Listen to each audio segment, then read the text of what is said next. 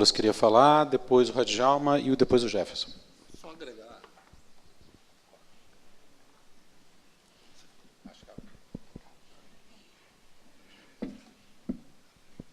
Apesar da pergunta ter sido focada nas IP, eu acho que tem uma coisa que é importante também para falar, que se estabelece, as normas estabelecem obrigações também para os instituidores de arranjo.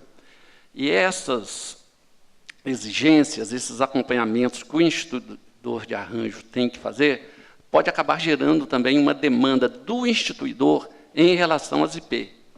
Então, esse vai ser um outro ponto de relacionamento que tem que ser bem analisado pelas instituições de pagamento. Atender às demandas não só do Banco Central da legislação, que são direcionadas diretamente a ela, mas também se preparar com aquelas demandas que possam vir dos instituidores de arranjo.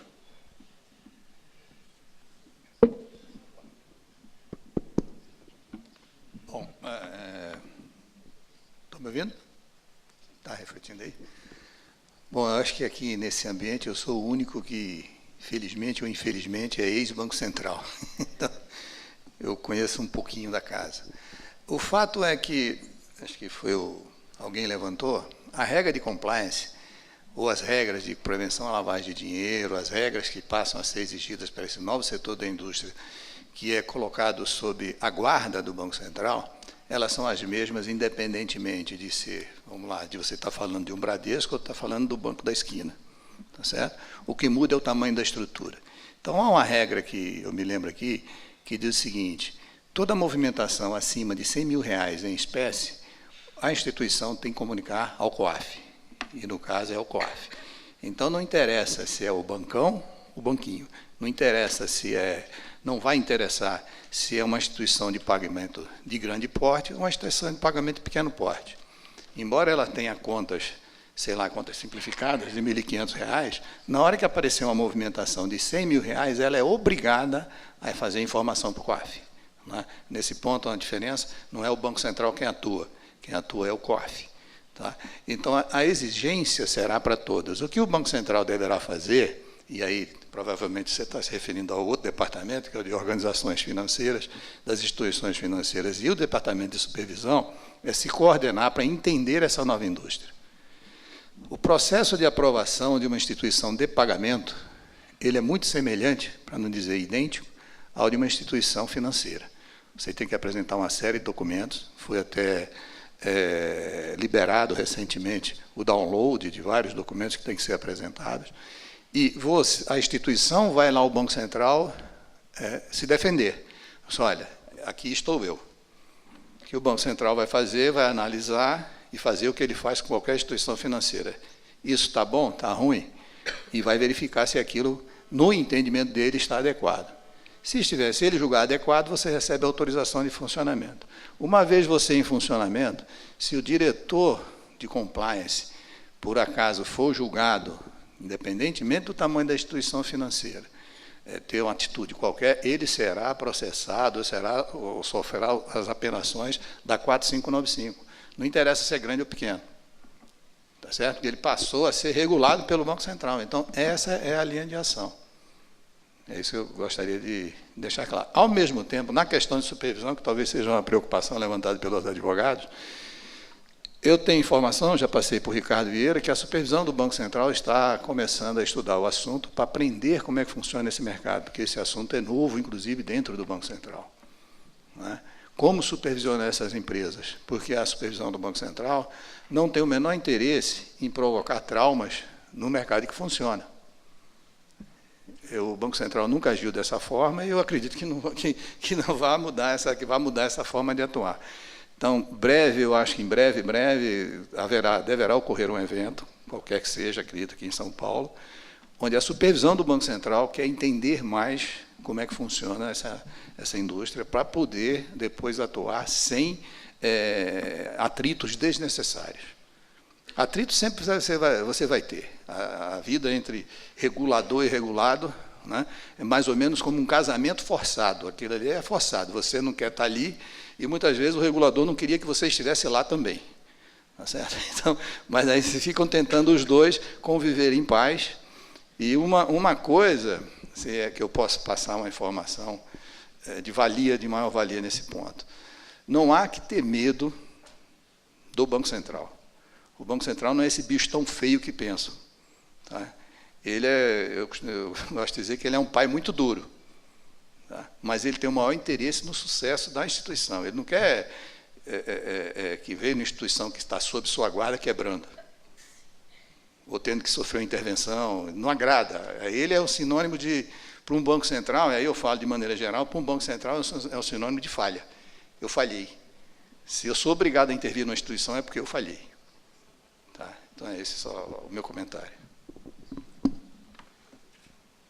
Só reforçando aqui as pessoas comentaram,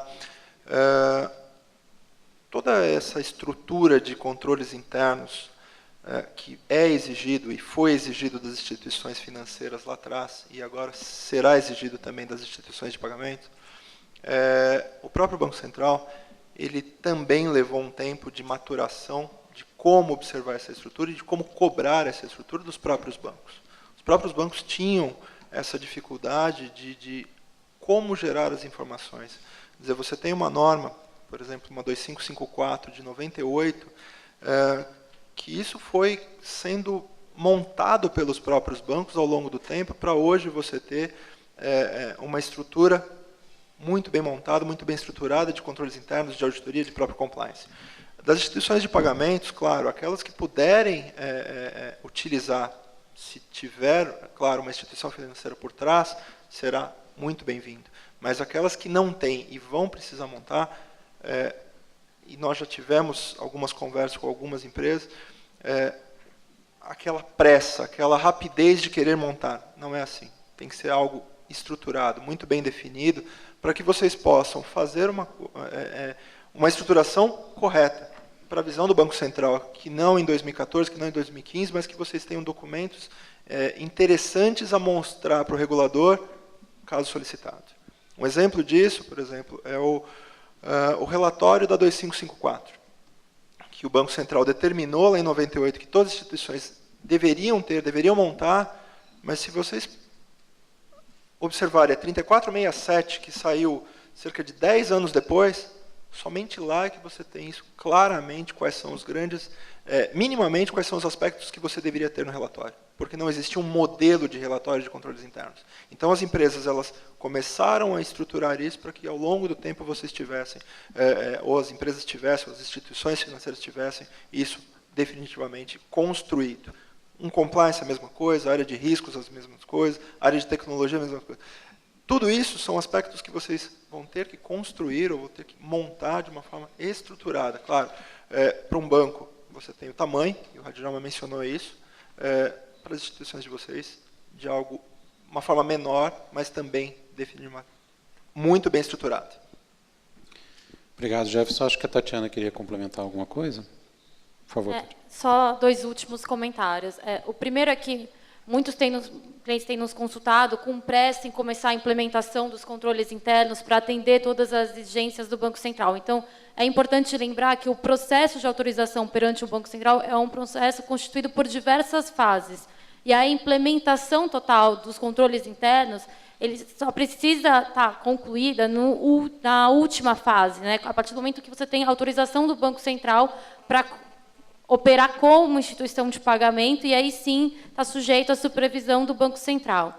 E um segundo comentário é que as normas do Banco Central não impedem uma terceirização de sistemas de controles. Então, a instituição de pagamento não precisa construir sozinha internamente todo o seu sistema para fins de controle interno. É possível terceirizar partes desse sistema, inclusive há empresas que já fornecem esse tipo de serviço para instituições financeiras, que certamente vão fornecer esse serviço para instituições de pagamento também. Ok, obrigado, Tatiana. Radjalma, quer... Só complementando a Tatiana, que a empresa terceiriza, mas a responsabilidade permanece sob o diretor da área responsável. Tá? E ainda com relação, voltando aqui aos vouchers, como esse é um mundo novo, e o que está sendo comentado aqui, essa regulação ela vai ter que ser aperfeiçoada e vai ser aperfeiçoada ao longo do tempo.